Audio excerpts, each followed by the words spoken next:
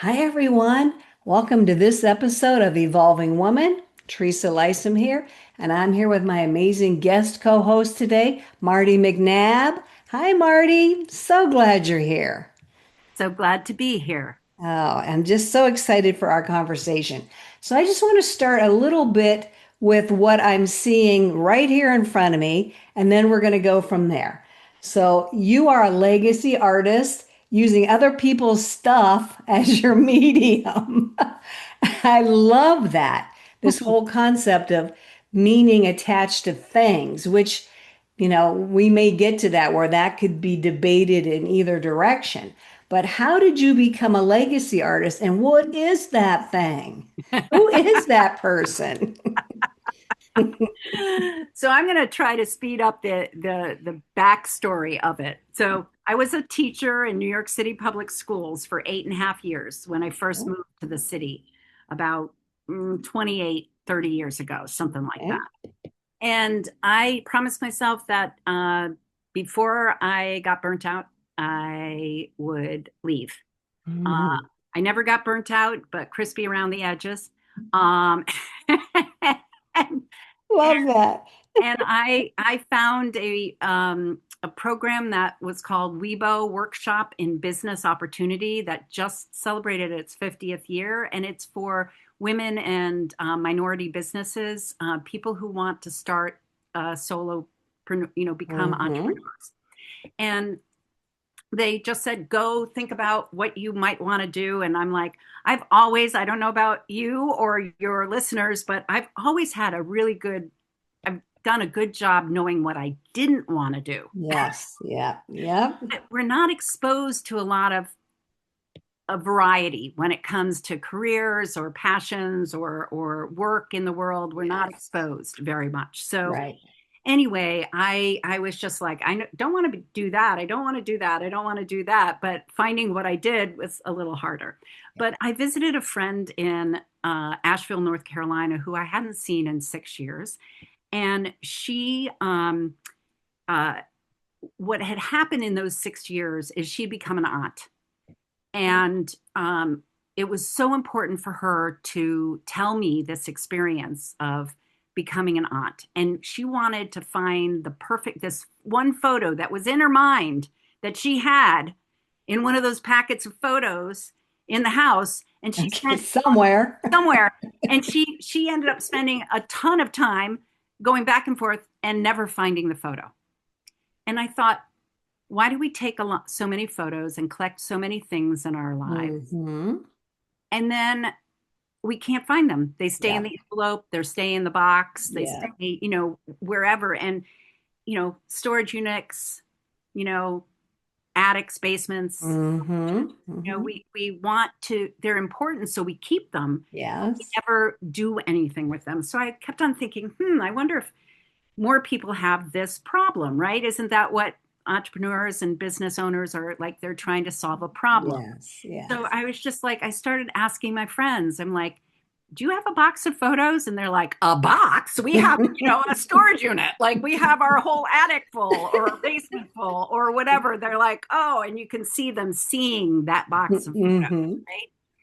And so many people were like, oh, you've got physical photos, oh, it's just for physical photos. And I would take at the time, pre pandemic, I would take their phones from them and say, this is a box.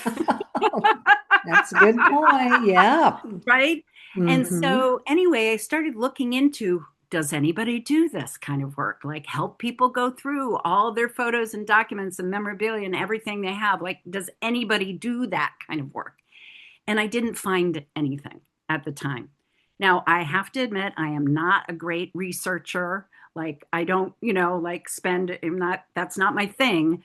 And so a couple of years later, I did find a friend of mine now, her name is Kathy Nelson, started originally it was called the Association of Personal Photo Organizers. Hmm. Now it's called the Photo Managers, and there's at least 700 certified photo managers Wow. all over the world.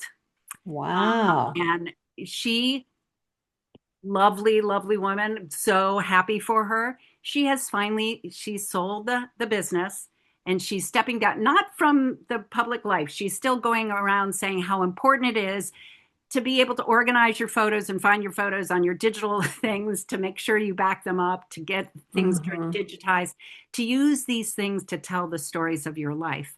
She's still doing that, but she and promoting the photo managers. But early on, we started basically around the same time, and I didn't know anything about what she did. And in a lot of times, it was just organizing. It wasn't, because my thing is, if you want it organized, let somebody else organize it. The whole point for me in helping my clients with my first business, or as my accountant would say, my first hobby, my first passion Yes, project, yes. is the whole point of going through all of these things and organizing them and editing them and editing them and editing them and editing. You really need 100 pictures of the same, Yeah, same yeah, beach, or yeah. all the landscape that you don't, like. So once you do that, the whole point of doing it is to use it to share a story, to tell a Mm. visual narrative. And so, Teresa, a long way to say that it's like, what do you call a person like that? I can't call myself a photo organizer. That is part of the work that I do, if on my way to helping them tell their visual narrative. But that's when I came up with legacy artist. Love it. I love it. Yeah. So, That is so, I love that you were searching after you left that teaching job, which a lot of people find themselves in that after retirement, after divorce, after kids leave. There's so many situations in yep, our lives where our identity needs to shift, either intentionally or abruptly without, without our control.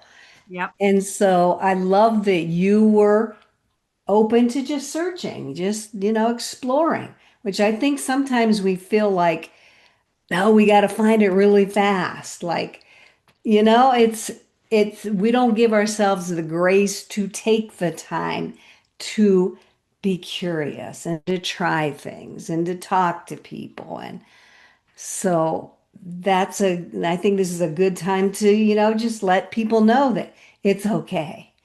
It's okay to explore and take your time and, try different things. Yes, So I, absolutely. That's what I learned with science. What I loved about teaching science, I taught biology, I mm, taught some other topics, is, scientists are all about good experiments, point. Good right? point. All about experimenting. And and yes, there's a prediction to an extent, a theory about what might happen, and there's a desire for an outcome, but the reality is that we don't know what we know until we know it, and we can't get there unless we try. And so it's like, that's what I love. I can't remember the person who said, fail fast and often. Yeah, yeah. And that's the failure. That's the thing that we're afraid of.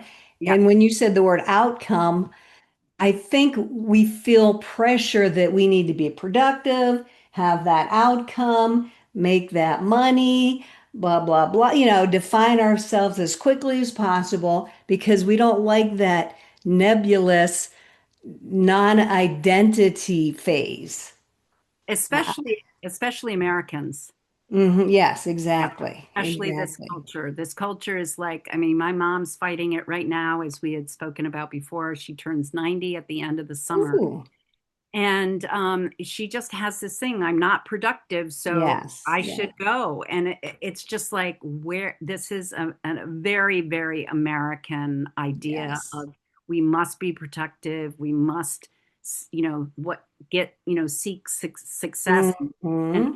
we can't be in a space where we're not good at it right away. Like those Right, give right. up, like, I can't draw anything. Well, how many Yes, times have you tried to draw anything? right. Like, same, I'm a dancer. I don't know if you can see the corner behind me is a dress that has a, Uh-huh. I've Okay. been doing country western dancing.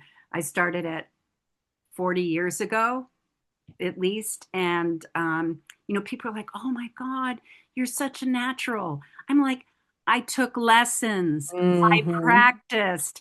Like, yes, we can all have a little bit of natural tendency towards something, but it's not, it still takes practice and Yes. attention and Yes. all of that. So, And we kind of forget that as kids, we were, that's what we did.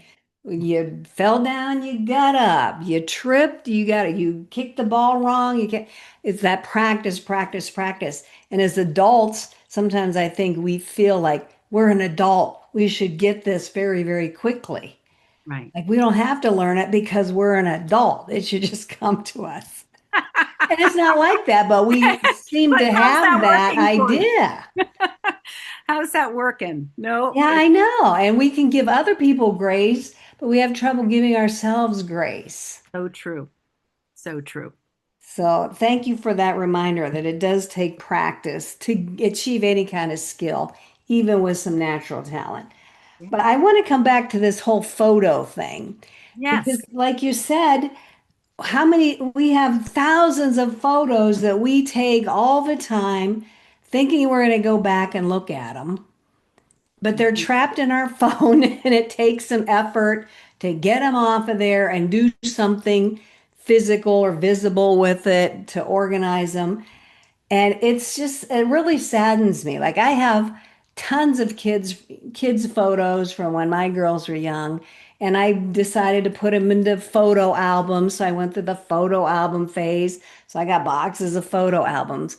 But like my grandkids, all their photos are trapped in this box. And so sometimes like for this past Christmas, I purposefully did some digital books. You can do that online now very easily, and gave them each their own book from a trip we took last year. So they had physical photos to look at because they don't really get them that often. right. And it's so Absolutely. sad. I think so too, because it's it's a the process of sitting down with your family or friends and looking at a photo album or Yeah, a yeah. scrapbook or whatever. And it's about like reviewing, there's an element of telling your story, retelling your, Mm-hmm. remembering your story. It's all about connection. It's all about Yes, it is. reconnecting with yourself, with one another, with the experience, all of that. And so that's why, as you know, I have my podcast, Things That Matter, but I very clearly say it's not that things matter, it's the stories that get attached to them that do. And but having that, and you know what's interesting, Teresa, I have a honorary granddaughter who's three, almost four, for this September. Ooh, fun age. I know. And I was out there when was that? Last summer, last June. And I ended up sitting and watching a couple of the shows. I can't remember the names of the shows, but do you know what they had in a number? Like I'm talking, I noticed it several times. They had in the cartoon is them sitting around and looking at photo albums. Oh, I thought, wow. how are these people, and scrapbooks, because they had like cards, and you could see that they had like airplane tickets or Hmm. concert Yeah, the tickets, and it items. had Yeah. items, things Hmm. into. So I'm like, why are they putting something like this in these kids cartoons in their show? And yet the kids are like, what are those things? What are Interesting. scrapbooks? What are photo albums? Because you're not alone, and your listeners are not alone. Most people do not have any physical thing that they Yeah, can. and you might have found this when I was cleaning out my mom and dad's condo after they had to, move from it. And I was looking in this big desk, in amongst all kinds of documents and stuff were these really old photos that I'd never seen before. Yep. And it was almost like a little treasure chest and a little surprise, like, ooh, what's this? It was so fun finding them. Right. And that makes me think about like my kids will never have that joy and delight of finding photos that I randomly put someplace Right. because I Yeah. don't print them out anymore. Right. Yep. Exactly. And the other part is that, you know, it's to me, it's like, again, a photo is a photo, but it's like there's a possibility when you did that and you saw them and this was this gem, you might have taken it to your parents and said, who are these people? Where was Hmm. this? And they won't know because they haven't practiced telling the stories. Like they haven't Right. had them in a format that they could keep on telling the stories with. So yeah, it's what did somebody said? Kathy Nelson from the photo managers. She said, "Don't let your children grow up to be JPEGs." Oh my God, I love that. That should be on a bumper sticker somewhere. Oh, that's brilliant. Yeah, Which and they every are. but and everybody, the thing is that everybody thinks, oh, it's safe in here. Yep. That's another lie, Mm, that, oh, they're digital, it's like yep. I'm going to digitize all my old my printed Yes. photos and then get rid of them. It's like the one thing, I mean, like you said, those old photos, I mean, we can get photos from like 100 years ago Yes. and Yeah. they still are, if they've been sort of cared for, at least in a Yeah. kind of sort of good place, not in an attic or a basement or your garage. But they still there. I mean, most professional photographers, they print out their best prints. They actually That's physically a good print them point. Good point. and they store them in cold storage, Hmm. generally speaking, in Canada. Oh, okay. So, and there's a reason because yes, they have them digitally. Yes, they'll back them up. Yes, they'll do whatever redundant, backups. But there's still nothing better than actually physically printing a photo out. Now, on good quality photo paper and good ink and everything Right, like that. But right. yeah, yeah. And if when you do pass and they're all on your phone, can people even get to them? Exactly. If they don't have a password, yep, Yeah. Yeah. absolutely, absolutely. So I do some of my continued work with think show and tales and things that matter is to tell people about the companies that are doing really great work to preserve your digital photos, to store them and preserve them and keep them in perpetuity. And they have redundant backups themselves. And then also companies that do cold storage and Mm, archival methods is a company out of New York, mid state New York, upstate New York, hmm. that makes just gorgeous storage boxes and things for all the wonderful objects, your history, your personal history, Hmm. your personal museum. They will store all, they have beautiful containers to store those Oh, great archival and resources. yeah, that Thank you for that. And things. I love the perspective of storytelling is connected to those photos or to those things. Like we do, especially here in the States, things, we have lots of things. Mhm, Not all of them are as important to us as other things, of course. but there's a few things that, have good memories and good stories attached to them. Yeah. And like I said, the photos, that's why we take photos to remind us of those stories, those memories, those experiences that we wanted to memorialize. That's why we took a photo. Yep. So I really never thought much about it was all about the storytelling and the Always. connection. So Always. thank you for that. Yeah. That's Yeah. a big eye opener, and that Always, gives me a always new about the story. perspective. on photos. And I'm thinking, oh, maybe I should go print out some good stuff and just stick them somewhere. Yes, Nobody has to know. Just for your own sake. yeah, Put them in the drawer, honey. and ship them to Canada. Thank you. I love that. I didn't know that was a thing. It is a thing. It is a thing. Wow. Yeah, yeah, yeah, yeah. So what is this whole show and tales? Is that what you spoke of? Yeah, yeah. So needless to say, I what I came to realize, I started that Memories Out of the Box, my first hobby in New Okay. York City when I lived in New Okay. York City. The last probably 10 years of my time there. I was there 28 years in Brooklyn, Mm, in Prospect Heights, Brooklyn. mm, And as I'd mentioned, the concept of being a legacy artist was really very new, or the idea of a photo manager or photo Oh yeah. organizer, still relatively new.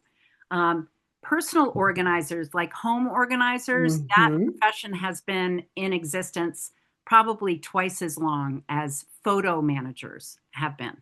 Hmm. So the concept of what I do, which is not just organize or not just scan, because everybody was like, "Oh, memories out of the oh, you scan photos, oh, you digitize things, oh, you whatever," and I'm like, okay. So if the end product is actually, like you were saying, if the end product is something that I need to, that my client wants multiple copies of, right?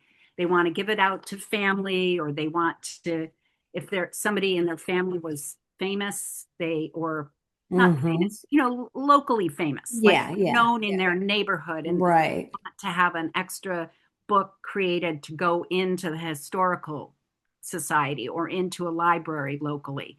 Then once I organize and edit everything, then I get it digitized. Because so many times I hear people say, "Oh, well, I just want to get it all digitized." And I'm like, Hmm. "Oh, okay. So then are you going to get rid of your physical photos?" And they're like, "Oh, no, oh no." And I'm like, okay, so if you don't do any organizing or editing, then you're going to have a disorganized Yeah. boxes of photos and an equally disorganized collection of digital files. Hmm. That's and it's not digitizing is not inexpensive. If you get it done well, it's not inexpensive. So you only want to digitize the things after you've Right. organized and edited Good them, point. Good right? point. That's there's I've seen people do it. Like they bring in, like, like as you were saying, downsizing after your parents or somebody Hmm. died or whatever, and it's like they just put them in boxes, they gather, Yep. and then they're like, "What do I do with this?" And they drop it Yes. to the digitizing company and drop it off, and they're Hmm. like, "We'll give you an estimate," and they're like, "The estimate's $30,000." Yes. People are like, "What?" And it's like, you see how many photos in, so it's Yeah. not the solution. Like it's either you need to organize and edit it, or you have to hire somebody to organize and edit it. But um but anyway, it is a new concept in a business. And so being a legacy artist, and I did send it to get digitized once I organized and edited, because I couldn't stand digitizing it. I just don't have the patience for it. I really don't. It's not my thing, right? Isn't that part of being a business owner, is recognizing Yes. Yes. what's your thing, what you like to do, and focus Yes. attention on that And delegating. Yes. and delegate. So Hmm. I ended up learning that. But the biggest challenge of most entrepreneurs and small business owners is marketing, Hmm. is spreading the word, is Yeah. letting people know what you do, because mine's not I don't have a product. It's not a impulse buy. Hmm. People need to get to know me and like me and think of me and remember me, and like build a rapport. Yeah. Because I mean, Yeah. these are private things. These are things that, you care deeply about, but they're in a box or they're in your second home or a storage unit or whatever. So they can't, it's not like they're going to have anybody in it, it's so they have Good to get point. to know you, Good point. And so I thought, well, in essence, I tell stories. Like you said, I tell stories with other people's stuff. That's my medium, other people's stuff. So what if I invite people to bring their stuff and tell their stories? And that's how Show and Tales was born. Think Love Tag that. Show and Tales was born. And and that started about 15 years ago in Wow. Prospect Heights at a friend's bar in his back room where he had music, but music didn't start until 9 o'clock at night. And so I ended up asking, can I come in at like 6 or 7 for an hour or two and invite people to bring, their, remember I don't have it right here, but remember on your, so because this is not precious, the things that people bring to my events, they can be, family heirlooms. I do have people bring family heirlooms, but they also can be silly things Mhm. like these things that Love tell it. a story of randomly meeting a friend of mine from the dance community in Roswell, New Mexico, while he was going to Albuquerque and I was going to Austin. We just crossed paths at like this couple of minutes. And Uh-huh. so it's this that tells the story That's of him fun.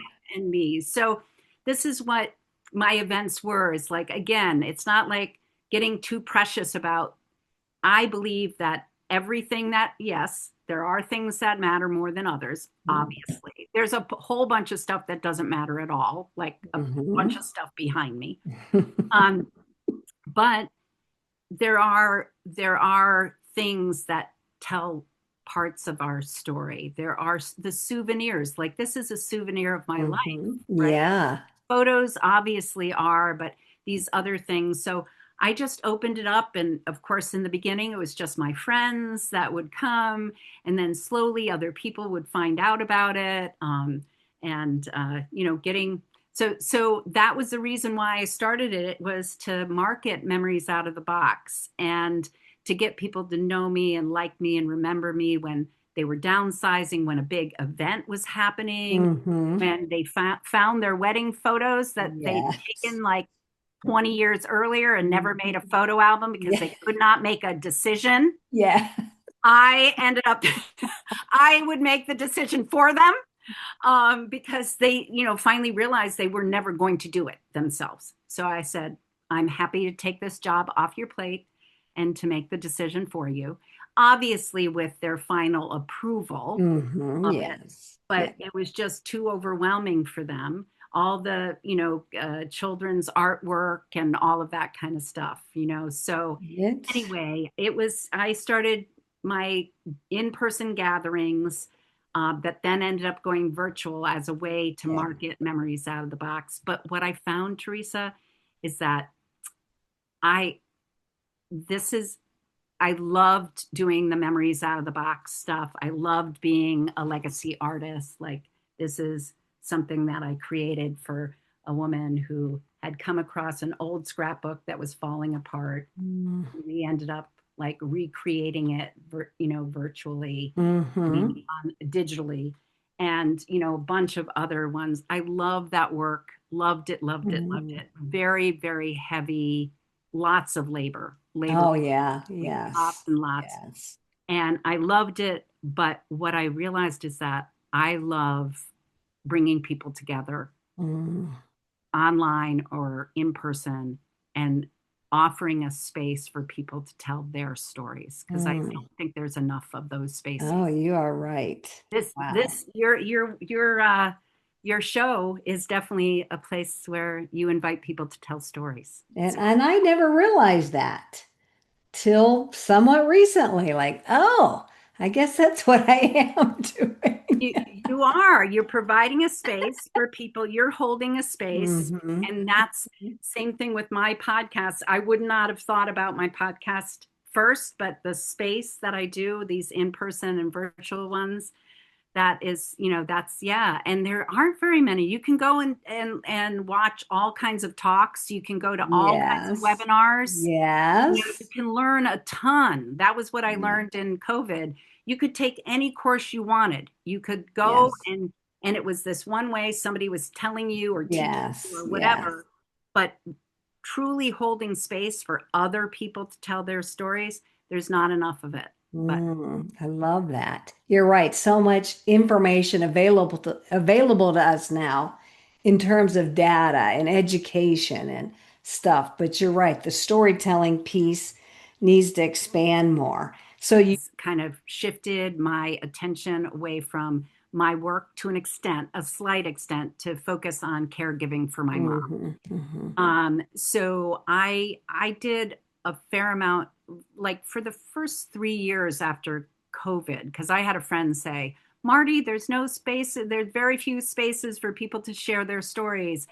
Do it virtually. And I love hmm the in person so much. It was really hard for me to be like, okay, I'll do virtual, but I'm glad I did. And I did that for probably 3 or 4 years. I was pretty consistent about doing it once a month. But I think about like 3 years ago when my mom had multiple health things and hmm operations and things like that, I kind of put that on hold. So I'm feeling like I can get back to focusing Yeah. more Yeah. on the Yeah. work because I love it. I absolutely love. There's not. I've closed down like the virtual like Hollywood Squares box, and of course I'm always me personally. I'm always curious about okay, what's that sun with the sunglasses? The sun with the sunglasses. Like I'm always interested in what's behind people in their Well, and you're interested in the stories behind the thing. things. I Exactly. love that because there is always a story.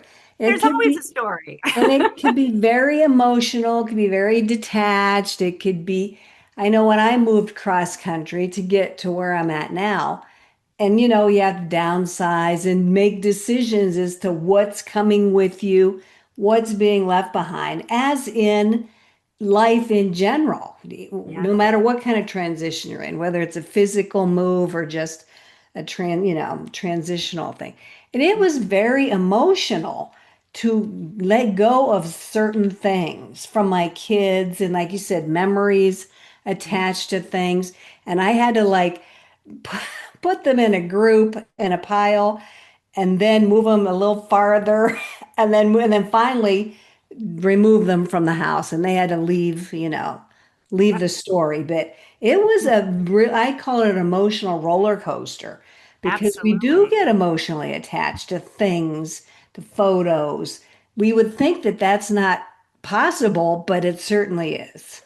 Yeah, absolutely. It's sort of like, when people end up saying, "Oh, I'm a minimalist, I don't have that Yes. many like Yep. sort of like the poo-pooing, the looking down on people who do care about things and have things. Like there's this minimalist, the Marie hmm Kondo thing Yes. of Yes. life. And but I think that so I get people say, "Oh, I'm not, you know, I'm a minimalist. I'm whatever," because it feels like a badge of honor. Mm. And I end up jokingly say, "So if I walked into your house, which is your personal museum after all, Yes. I and love that. I walked into your house and I looked around, I said the walls would be bare, there'd be nothing in your bookcase, nothing on your mantle, no furniture, and you'd be naked."